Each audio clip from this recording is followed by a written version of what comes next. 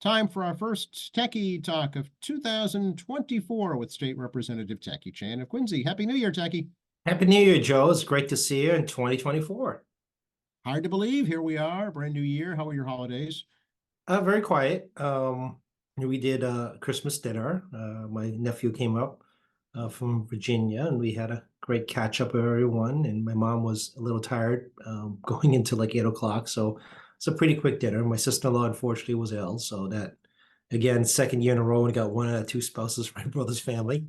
And, and I made dinner, and it was I didn't send you a picture of this year's dinner, but that was a couple of days of putting it together. And we reached that age, we don't really need presents at this point. I mean, at a certain age, it's not as important, right? So, and just a quiet break. I spent a lot of time getting stuff done at home. Just home repairs here and there. Talking like a little electric burner for the stove and so forth. There was a whole lot of that kind of stuff being done around the house. And, I finally got able to pick up those giant tree branches from the storm 4 weeks ago in the front yard. I was dragging tree branches around last week when the weather was good, trying to just get them off the front yard. So yeah, I mean, I wish I could say it was very eventful. The one other thing, of course, you may not be aware is that for the purpose of campaign finance, it's a calendar year. So, last week was also last dash on figuring what campaign donations were, figuring out what campaign expenses are. This week is reconciliation on your campaign expenses for disclosure, so you're properly disclosing, and year-end report is due January 22nd. So I generally keep up with this stuff on a monthly basis, so I'm not really concerned. But again, it was a quiet week going to New Year and quiet start to the year. It was a good chance to, no joke, I play up on a lot of paperwork to make sure that my campaign finance report is in compliance. That's good. We certainly want to make sure everything is legit with the state. I know the Secretary of State just this week drew the names for the order of ballot for the primary on March 5th. Yeah, I expect to be a very quiet primary, to be honest with you. The ballot, does positioning matter? Probably not. I mean, I know it does matter in cases where you have much more low profile races. People sometimes just instinctively picks the first thing on the ballot just because that's what a lot of candidates hope, is that they just take the first name and that's that.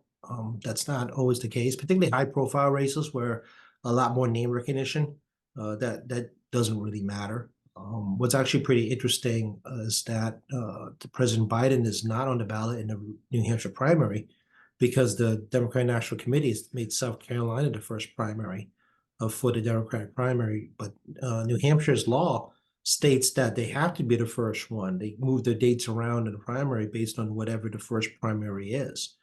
So there's a write-in campaign attempt for President Biden because New Hampshire is not going to have a second election for the Democratic primary. I don't know why this was lost on the people at the Democratic National Committee, that we all know here that the primaries are set by the states and the dates are set by statute or provided to a person in charge of dealing with this, in many cases the Secretary of State, on when these dates occur. So I got some interesting emails from the Maura Healey campaign and the Bill Keating campaign. It's about organizing for Joe Biden writing campaign in New Hampshire.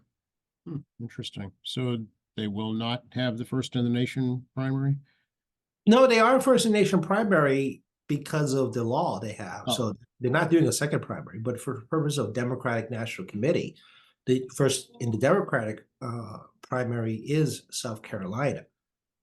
But it doesn't make sense because even though the Democratic National Committee dictates which is the first primary, the state doesn't go along with it. And, this is what happened. So there will not be a second primary in New Hampshire unless the legislature changed the law to have another primary in New Hampshire. So this is fine for an incumbent president with nominal opposition.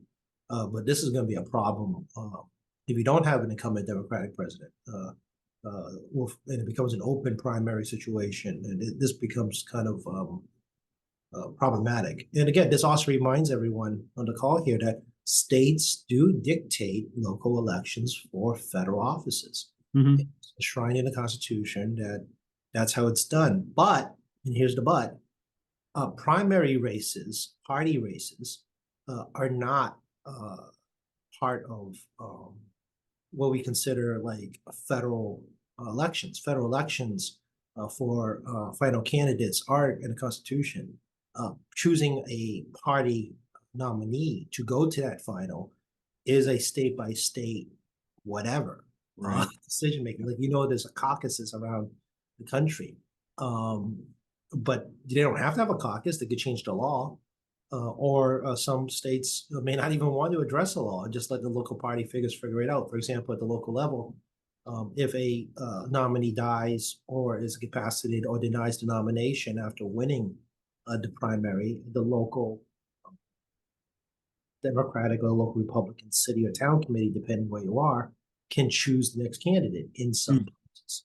Some places can choose a candidate in case of death prior to a primary, for example. An example of that is Nyman. Bob Nyman in Hanover many years ago died prior to the Democratic primary. And the Hanover town committee picked Rhonda, his wife, to be the nominee, even though nomination papers have been closed because he died in July and then, September primary. So there is no like special election for a nominee. Right. Yeah. The party has its internal mechanisms. So primary politics confuses a lot of folks because it's like, who actually chooses how these Democratic and Republican, of course, Libertarian, Green Party, and other parties, nominees to run on the final ballot works. In some cases, the state law has a lot to say with it.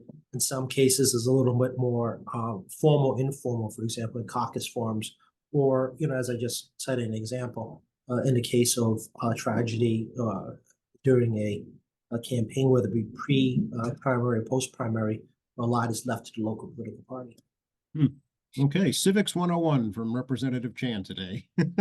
Yeah, it's you can, as your viewers know and listeners know, I do pay too much attention to these little nuances in politics, and it's also reflective of many years of watching campaigns. Not like I watch all 160 House and 40 House and Senate races. It's not like I watch 200 races, but I do pay a little bit of attention. And Dan Webster's another example.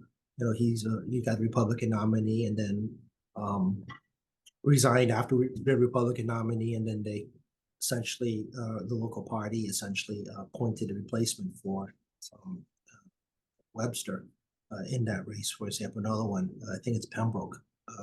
That was that case. So there's some simple examples, and of course we have a special election coming up. The Representative Durant's seat, which is in Worcester County.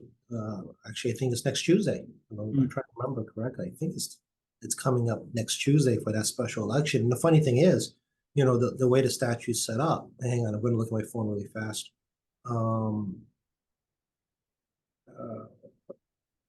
When is it? I'm sorry. I think it's Tuesday the 6th in February.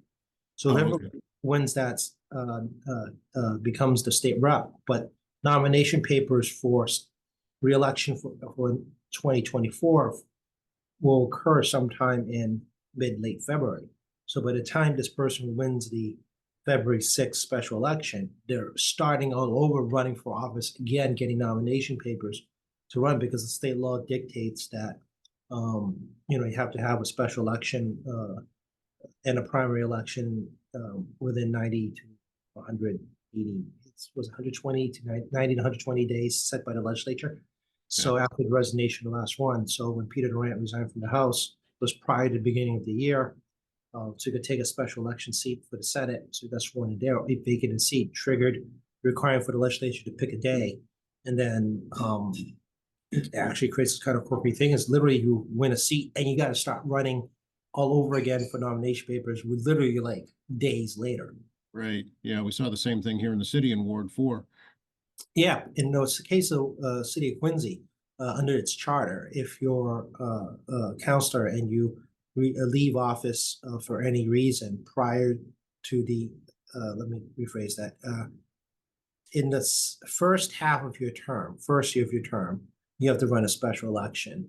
Doesn't matter what day, as long as it's the first year of your term. If you resign or leave for any reason, in the second year of your term, then it's appointed by the city council. Right.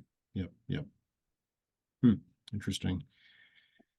Well, what's happening at the State House these days, Jackie? No, it's been very quiet. You know, there was a ceremonial opening session yesterday. Not a lot of people, not a lot of fanfare. The Constitution requires this. Even though we run a 2-year session under the rules, under the Constitution, our sessions are set on a 1-year calendar. But even though that's how the Constitution works, I mean, the internal functioning of the legislature is up to both branches of how they actually do operations, and that's the rules. Joint Route 10, I talk about it all the time. February 7th, it's coming up. Hope to sit with my co-chair and get through the remainder of the list of things we would like to get done. I will send a list over again and we'll negotiate sometime in January. Obviously, the mayor's inaugural is coming up on Monday, 10 a.m. The mayor's swearing in, and he has an evening inaugural. And obviously, the city of Boston's mayor is on Tuesday night. We're looking at likely the governor's budget being released the 24th of January pursuant to law. That's a Wednesday, and we also expect the governor to have her state of state address on the 24th. That's kind of what we're projecting out right now. And the legislature committees have been having public hearings all through December, believe it or not. But as we come across Joint Rule 10, you know, people at least have all the bills heard under the rules. So there is a crunch from a lot of committees to get these bills heard. Now, not to brag, but all my big hearings were done before August 1st. And then we had some speed up hearings in the fall. So not like I'm bragging, but I'm very cooperative and helpful, very helpful co-chair that was willing to get the lion's share of the work done before the August break. And gave us more time in the fall to kind of focus on you know, what we think the priorities should be in the committee. And like I said, until we agree, there is no priorities. I can say anything I want, but to the two chairs of the priorities, there are no priorities. So, you know, Put it out there and see what sticks, right? yeah. And obviously we're watching budget revenues, as you've probably seen in the news. We're well below projection right now for FY24. The governor's 9C cuts may be a real thing coming sometime in 2024. If we don't have great Christmas numbers, and we should be getting DOR, Department of Revenue budget numbers. I'm looking at the calendar on the bottom of my screen, probably by the end of this week. For January revenue, there's December revenues. It gives a new projection going into tax season. And obviously we're going to start the budget process. So I should get a notice from the Ways and Means Chair soon for most likely a meeting in late February, early March to discuss budget request priorities. And my office has set up meetings with agencies my committee oversees to discuss their budget priorities and what their other policies are, their priorities remain of the session. And then once Joint Rule 10 gets through, we'll have a better sense, you know, what the big bills are coming out. So, so yeah, this is really a setup month. Everything's trying to get set up for the remaining 6 months of formal sessions.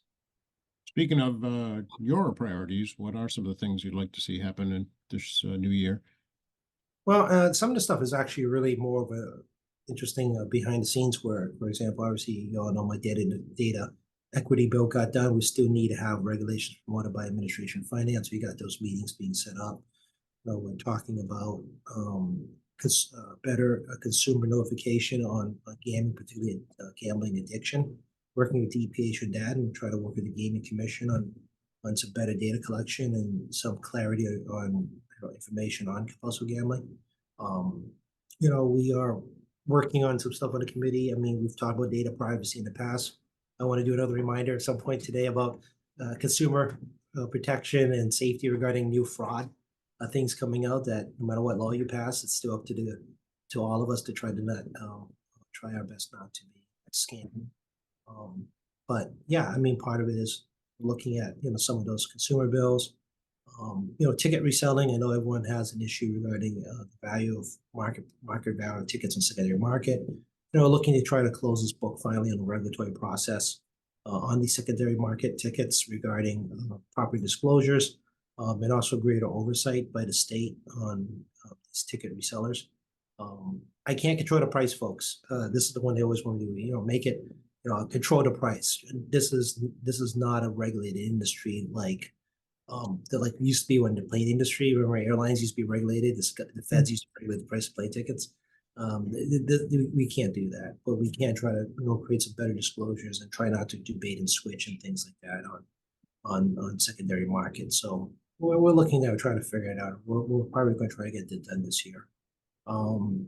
Anticipating of the climate bill, even though it's not on my committee, I was on the conference committee last time out on a climate, energy bill. So I'm trying to get some field trips set up on some energy, renewable energy technologies. Nothing on the market today, but something down the road to get a sense of where we're going to be regarding new tech on future climate change prevention through new energy development. So working on those field trips. I got the beer distributors field trip coming up for the committee members. So we're going to go have the committee members visit a beer distributor, visit the warehouses, show them the nuts and bolts of how, you get your beer. So yeah, it's a combination of some legislation, some field trips for the committee, some personal field trips on, continuing education for myself. And it's election cycle, folks, 2024. So I'm gearing up for any potential candidates, which translates to, continued fundraising, planning to get my nomination papers signed quickly. And then start, start planning out in case there is one, what the plan is. So, yeah, I mean, I have a lot of different things in my mind that I'm juggling. Of course, got a personal life, such as this. So obviously the state constitutional officers are not up this year, right? We've already done that. That's correct. I mean, it's every 4 years for them, and we're in the bi-cycle. When it's not a president, it's the state constitutional officers. So we easily remember it. The county official is a little tricky because some are 4 and some are 6. Right. So county's always a little bit tricky, and of course, all of Congress is up, and Senator Warren's up this year. Obviously, there won't be a Democratic primary of any seriousness for the U.S. Senate. I don't see any of the congressional delegation in the state facing very serious challenge, to be honest. But on the state delegation, some seats were very close. You may recall 2 seats last year in the House had to be decided by the House on review of ballots because Constitution gives the House the ability to review House contested races. And we went with the winner, which just happened to be Democrats, but they did have the majority of ballots by a hair. Yeah. And obviously, people in close races, seats tend to be picked up again in a final election situation. And obviously, we're in Massachusetts, where Democrat and Republicans now primary each other more often than they have in the past. It's not just uniquely Democrat, the Republican Party as well. So, obviously, I tell folks you're going to fundraise and prepare for your next re-elections in terms of strategizing. Get ready, always get ready for 2 campaigns. You got to be able to finance and operate 2 potential campaigns, and just hope only one happens, or even perhaps best case none. Mm-hmm, mm-hmm. Right. Yeah. You're obviously running again, Tacky. I am. I hope you all still like me. Can't say that everyone does. I mean, I'm not that kind of person that believes that, everyone has to love me. But yeah, I mean, it's been a good run, having a lot of fun still, as you can all tell by me and Joe in our weekly conversations. And, it's great stimulation, but, at some point, like everybody else, we'll decide another career change. But right now, I'm not looking for one. And to my knowledge, the entire delegation, Speaker Mariano and Bruce Ayers and Senator Keenan, and all of us are running for re-election. Yeah, Ron even said he wants to continue as speaker too, so he's obviously enjoying it. Well, we don't have to vote for speaker in 2024, so Right. He's pretty much guaranteed a job for at least another year. Hope Ron isn't listening to this. He's like, "What is Tacky saying now?" But speakership is a 2-year term. But anything can happen. But I haven't talked to the speaker since before the holiday, and he seems to be having a lot of fun. He's in good health. obviously there was a bit of stress in the month of December as we don't want to rehash because of this weird supplemental budget procedural thing I had to teach you all already. So you can go back and listen to that very boring podcast of technical stuff from me on how rules work. Um, but yeah, no, he's done a great job leading the building. And I think one of the things that was understated is the volume of major pieces of legislation has been able to move in a relatively short period of time, whether it be econ dev or windmills or healthcare, and get it to the governor's desk. And honestly, the body is actually fairly well managed, despite COVID. And you have basically two classes that were elected, basically three almost. The 2019 class, went to 2020 COVID. They had the 21 class that was sworn in and mostly empty building. Mhm. And you have the 23 class, which is the first in-person class for a full term. So you have basically three classes that have gone through much more difficult transition in the building in terms of learning how things work, engaging the chairs, engaging other membership, engaging leadership, engaging the governor's folks. I mean, if you're not physically there, it actually makes it a little tougher. But the speakers, done a great job on making sure all the members have been heard, and accessibility has been very good with the speaker. And I've never heard of anybody say that the speaker did not listen to them. Everybody, has sufficient accessibility. They don't feel like they've been slighted. And I see that former Governor Baker's portrait has been unveiled. Oh, I haven't seen it yet. It'll be in Oh. the. I'll probably have to pop into the governor's office, and we'll see who gets bumped off. They have about a dozen or so most recent governor's portraits in the governor's lobby, but at some point there's no more space. Oh, sure, yeah. They do fill the whole walls, so I'm curious of who gets on the who on the end is bumped off, because I can't name you governors before Volpe. So Okay. it gets to a point where I just look at the pictures too. I'm like, I can't name these. But no, it's a tradition continues, and the governor Baker, I mean, gets a portrait. I'm actually not sure what's going on in the state senate, because that also happens with past senate presidents. But Oh, people remember in 2017 going to 18, there was all kinds of senate president drama. yes. So I'm not sure what's going to go on over there. Oh, interesting.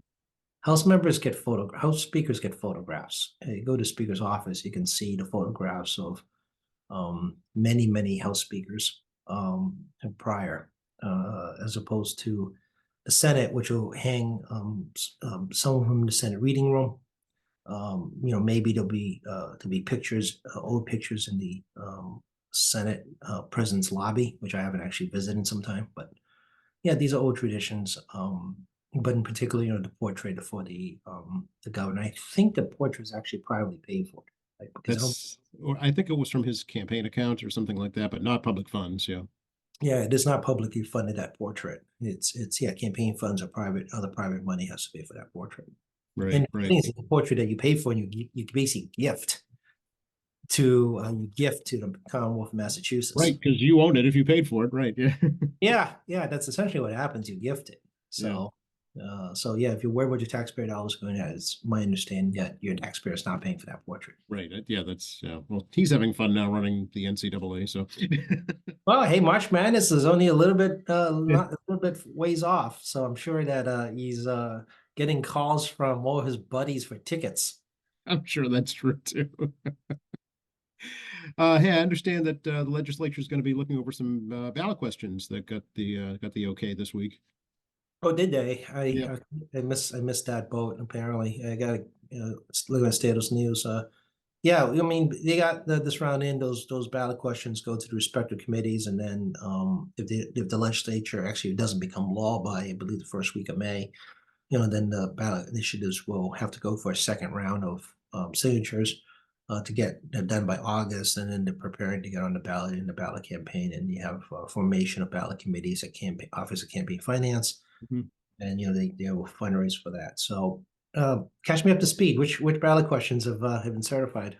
Two that stand out are one, eliminating the service wage, the wage for tipped workers. And number two, the one that would, deal with, app-based drivers, if you will. Okay, so the first one is about the so-called minimum wage for service workers such as servers in restaurants. I believe it's like $6.25 currently if you don't 675, I think, yeah. 75. So yeah, that's the minimum pay per hour. And then if I remember I'm trying to remember how this law works. It's been a while, but if you get the 675 on top of tips, but if your tip wage hours don't equal the minimum wage, you have to pay minimum wage. Right. You got it. Yep. I believe this actually increases the minimum to the minimum wage, Correct. Yep. 66.75. It eliminates the concept of tip differential, so you don't have the balance differential. Right. We're one of the few countries that tip, by the way. Most people don't realize this. Yeah, I didn't realize that either until I started reading about it. Yeah, I whenever I leave the country, it's always a little shocking. Although they do expect so-called tourists.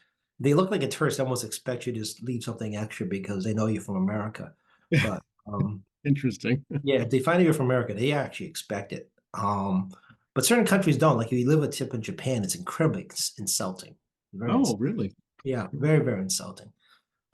Because from their standpoint, they're wage workers and or hourly workers, and their expectation is you do your job, you do it well, and you shouldn't have to give extra money for folks that are pride in their job. So Mhm. I mean, that's part of it too. The second one is a little bit controversial because only part of the unions want to back this bill regarding app-based drivers trying to create a strange hybrid situation with some collective bargaining for your ride share folks, Uber and Lyft, where they have some like some collective bargaining component, and then they're kind of like treated like full-time employees, but they're also not treated like full-time employees. So imagine if you're an employee that can, for any boss that can pick your own hours, and you get to show up when you want to show up and work when you want to work, but you want to have the same benefits, as if your boss told you when to show up. It's really uniquely a problem in that specific industry because of the nature of the economic model. So, yeah, it's a little peculiar in terms of compared to others like workplace, um, employee protections. Right. Um, so right now they consider independent contractors because there's no prohibit for them from being on more than one app. You can be an app share rider for Uber, you can app. You're not exclusive. You can be app share rider. You can work for competition. Right. Um, because then that makes them independent contractors, but they want the ability to have like full-time status, sick days, healthcare, food benefits as if they were a dedicated employee. Even though they do have the option to, let's say work for UPS and, do deliveries for Uber on their off time, for example.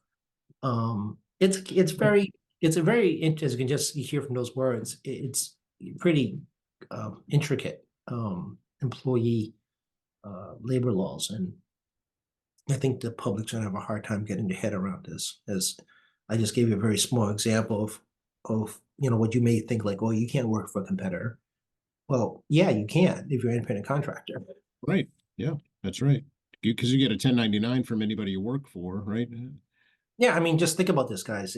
If you're working for Uber and your competition's Lyft, but Uber doesn't say you can't work for another competitor, you could work for both companies. I think you could probably work for them simultaneously because you just have to.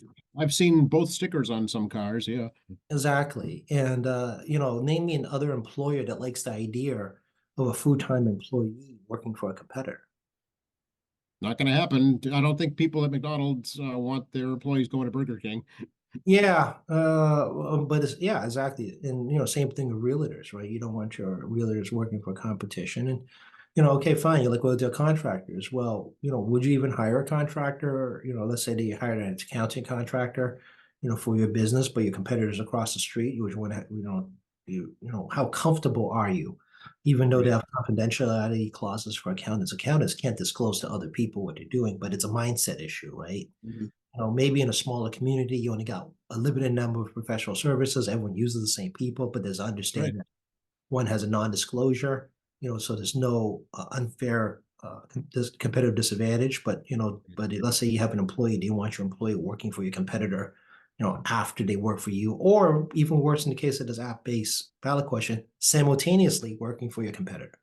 So Right. they can be, working for you and taking calls for your competitor across the street, at the same time. Again, this is uniquely a ride share economic model Yeah. for the employees and the contractors. So it could tell, you can see, I kind of get the basics of the intricacy here. And I It's think it's very gray. It's very gray area. Yeah. yeah, I think it's going to be very difficult to convey to the public intricacies of how this works because, obviously, people want people to be treated well as employees. But then again, you as a consumer dictates the life or death of that rideshare. If you Mhm. go below a certain percentage of customer satisfaction, you're no longer allowed to drive for Uber. That's one of the conditions of contract. Right. Right. And then are these companies, are they required to provide, health insurance or retirement benefits, things of that nature, vacation time? How do you determine all that? Good question. I'm not sure, but yeah, essentially, yes. They want to make the rideshare companies a employer, make them as full-time employees, Right. but the employees get all the benefits of being a contractor, Mhm. Yeah. So, including non-compete. They don't have to do non-compete. right. Yeah. Be an interesting one to see for sure. Read that in the little red booklet that they're going to put out and try and figure it out. Oh God, it's gonna be awful. These kinds of ballot questions are different, and the campaigns are gonna be so simplified, and they probably are skirting the truth of the advertising. It's again, I expect the advertising campaign to be, largely done by real life employees of both sides. One side dictating they like how things are, and the other side dictating how much it's awful and why it's awful, and other side saying why it's great. And it's probably going to be, putting advertising of competing employees or contractors. It's a little complicated. Yeah. Contractors, employers. Yeah, contractor is not an employee. And you're going to see what I've just done, um, mixing two words up. The advertising for this is going to be very tricky too, because I can see people not understanding unless you work as one Hmm. and treat the two very clearly. Right. And Yeah. advertising is going to muck it up.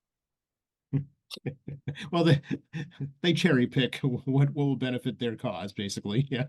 Essentially, yes. Yeah. So, uh, Um, I know another question was the removal of MCAS as a graduation requirement. I know we've talked about this in the past.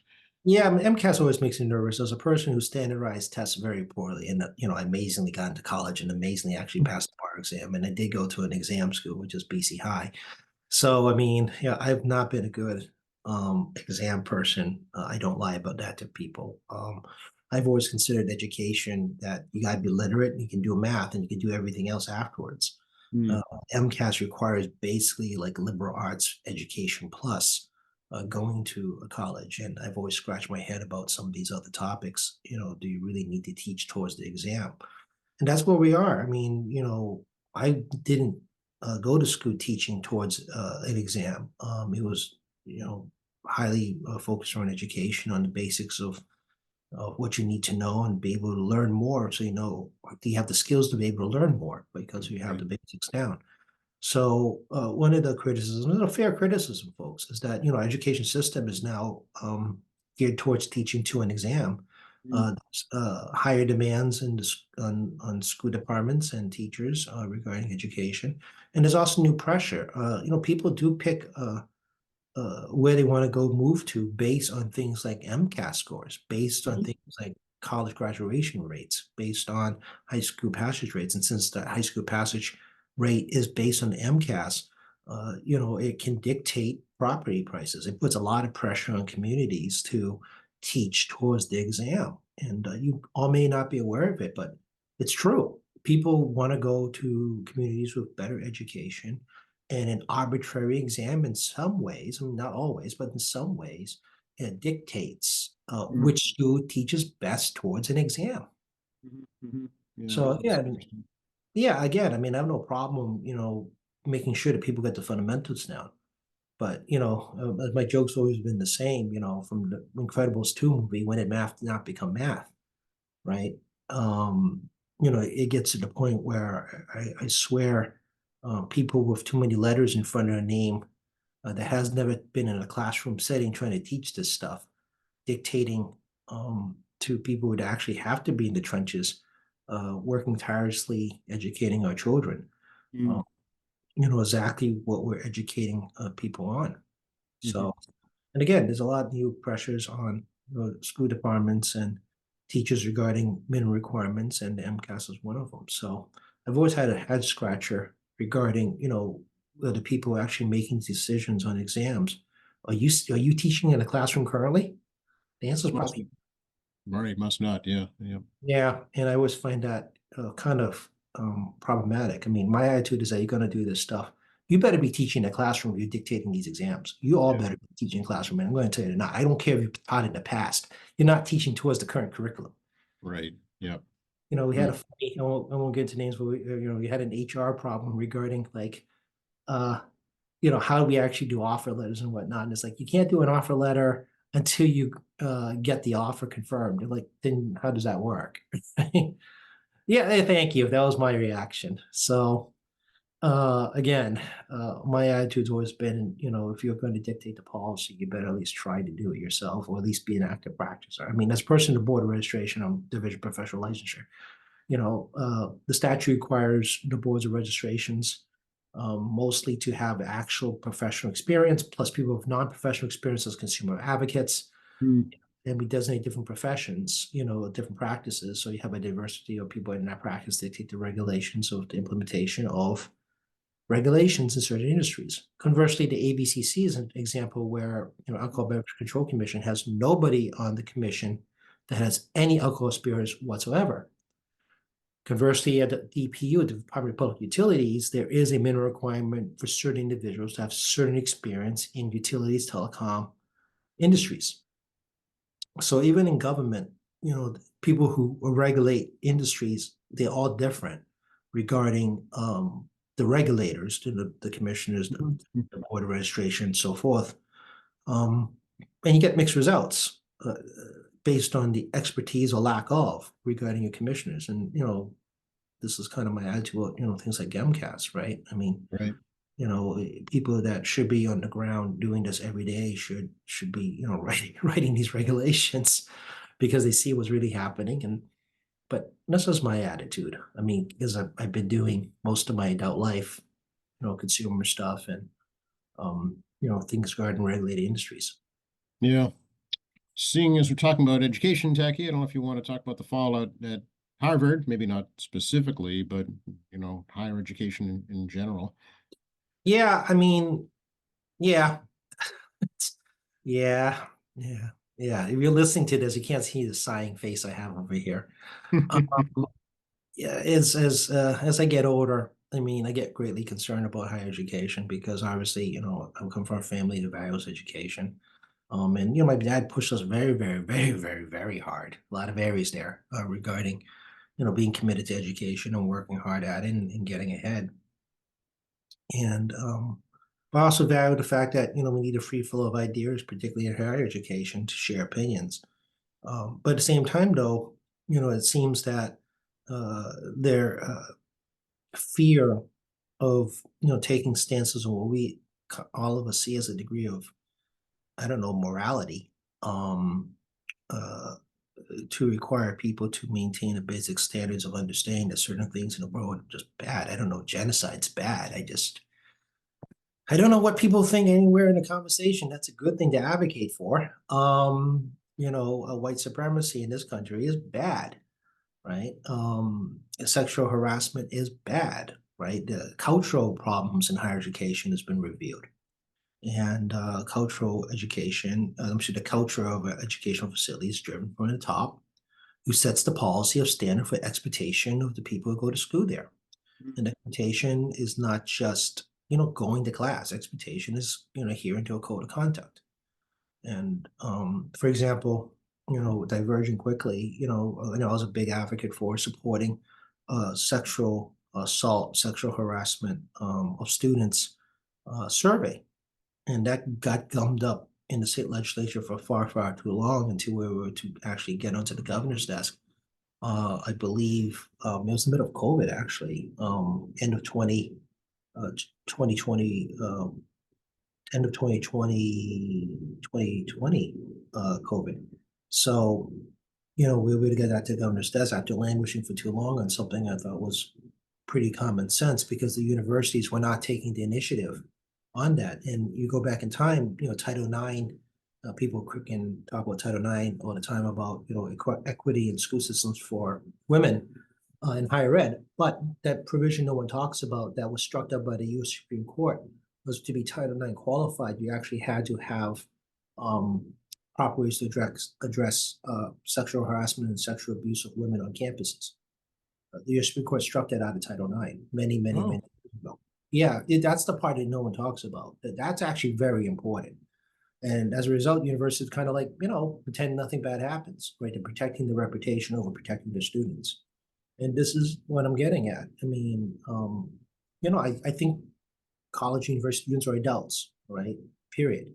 And they should be held responsible for things they say and do. And, you run the university or college or any other higher ed. And it's the responsibility of the administration to set the example and enforce code of conduct, whether it be, going and addressing, harassment on campus, would be, sexual harassment, sexual assault, improving safety, whether it be during the Hong Kong protests where there were disruptions between the citizens from People's Republic of China versus, demonstration of Hong Kong advocates, which didn't get a whole lot of conversation, whether it be the Black Lives Movement or the anti-racism, anti-Asian racism, or Asian racism, as I call it. I don't know why I need the anti, but straight up Asian racism. And then, you now have, anti-Semitic and anti-Arab, anti-Muslim, anti-Middle East sentiment flowing through the U.S. And, these universities, particularly this, especially these so-called prestigious Ivy League ones, right, get the highest attention. And, if you don't tolerate this in society, then why are they allowing it to be tolerated on their campuses? And campuses, I've always argued, is a microcosm of society we live in. There's a active effort to create diverse communities on campuses that reflects the world we live in. And if you are unable to say that certain things are just evil straight up, then what are you? And I do know that lawyers advise these guys on what they say and shouldn't say. Look, I right. get that. And as an attorney, we always tell folks to err on the side of caution, and we always recommend the risk averse component. But exactly who are you placating to? That's always been my question, right? I mean, if you're leading a big organization, and you have donors and boards of trustees and funders and students and public perception. And I get there's a lot of pressure, because when you put it in that context, there's a lot of pressure because of all these different components when you lead a school. But who are you exactly speaking to when those questions are asked, right? And and they bear responsibility for that. And in many ways, as I described before, all these other movements, and they can pick and choose which movement they want to try to address or cover up, depending on how you want to look at this lens. What is going on here? So, I thought the kind of the plagiarism thing was kind of an excuse. It sniffs of an excuse. I mean, to try to move someone along with a justification that is not the justification that the public really wants to see.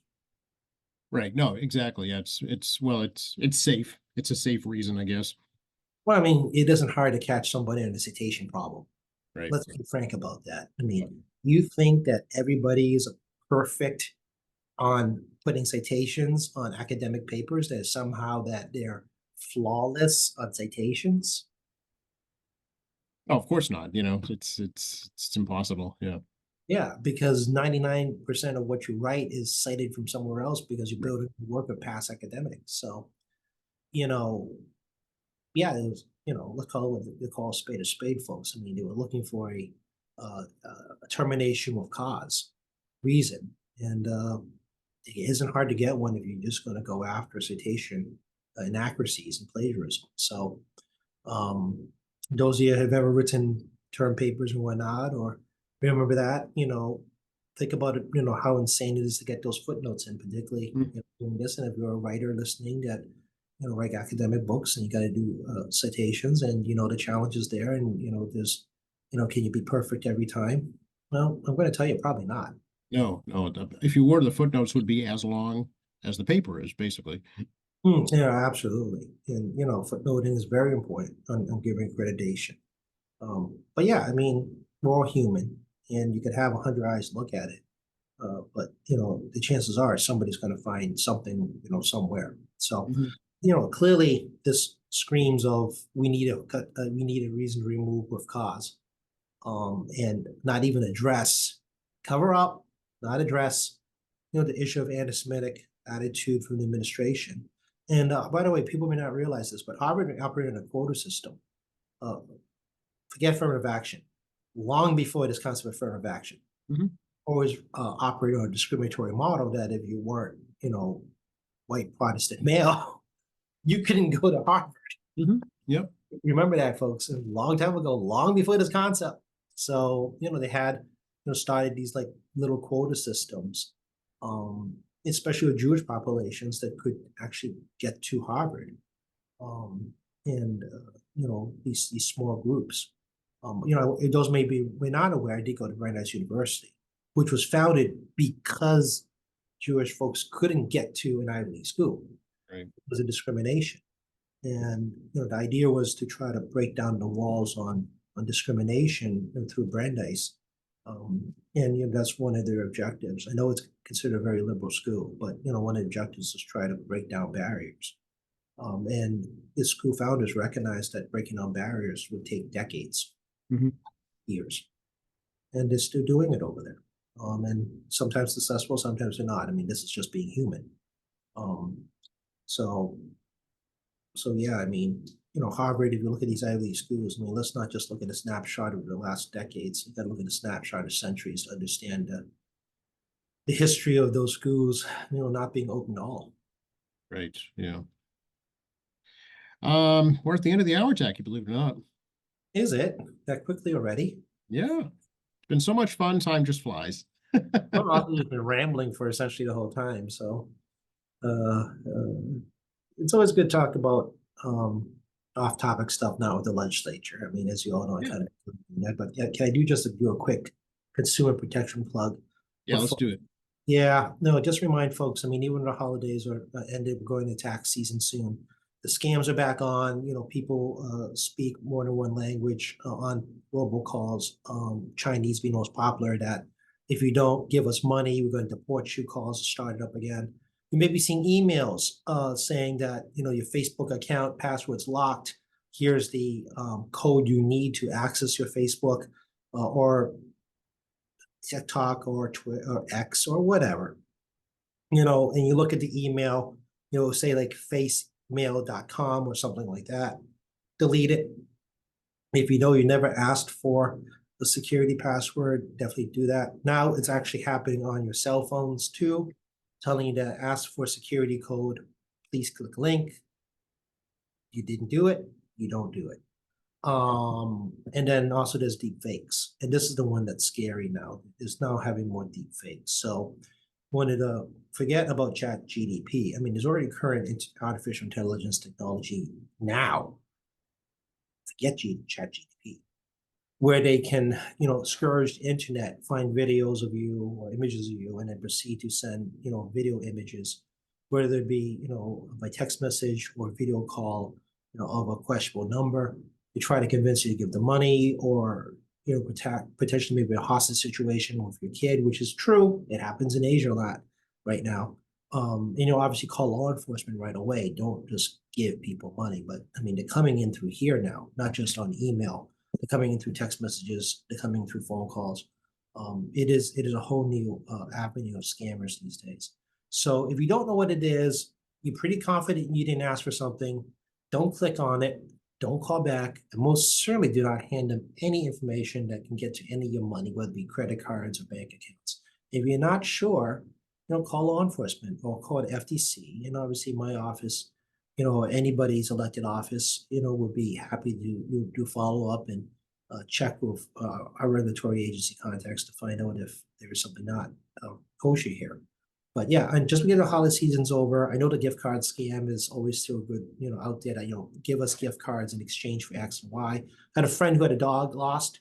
They tried to scam them to give them gift cards in exchange for said dog.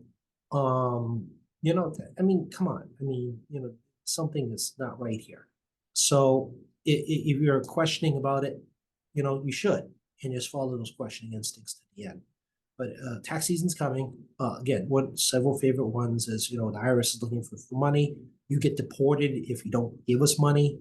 And then you got the hostage-ish type situations like, hey, Dad, I broke my leg, I'm in the hospital, your kid's somewhere out of state, and give me money now because I need to pay for medical bills. Well, hang up and say, okay, I got a bad line, let me call you back. Right, it's just that simple. Yeah, just verify. Yeah, and you got the spoofing's a little bit less, but it's still out there where you see phone numbers, that's basically your phone number appearing on phone through this reverse calling hack. And you're questioning what's going on, and they may pretend to be from like T-Mobile, Verizon, or AT&T, saying, hey, we're calling you for a problem, we're running a test, right? So, not like I encourage suspicious behavior, but if you're fairly confident that you did not ask for something, you probably didn't. Exactly. Yeah. Common sense and, check with a trusted friend or relative or law enforcement, like you said. Absolutely, and obviously go to the FTC website, and the state consumer website and Attorney General's website, and there'll be a lot of other helpful tips and information on that. But I'd like to end today's call. I know it's January 4th, the holidays are done, but we're moving to a new season of scammers. How do we get a hold of you, Tacky? 617-722-2370, 617-722-2370 is the office number, tackey.chan@mahouse.gov, tacky.chan@mahouse.gov is my email. I actually can't find my email for now. Very holiday season, actually do see your emails. The X accounts at Tacky Chan, obviously State Representative Tacky Chan Facebook account, and we have tackychan.org for some reference numbers, and MAlegislature.gov, MAlegislature.gov. You don't have to ask me for where Bill is; you can find it there, and also watch all our public hearings and all our formal and informal sessions at your leisure. And it's actually also a great resource at mass.gov, mass.gov. That's the state website. And you can just, do a web search, what you're looking for, and put mass.gov at the end, to find resources you're looking for at state government. Excellent. Appreciate it as always. And Happy New Year again. Happy, healthy. And we'll see you next week. Happy New Year, and I'll talk to you in a week's time.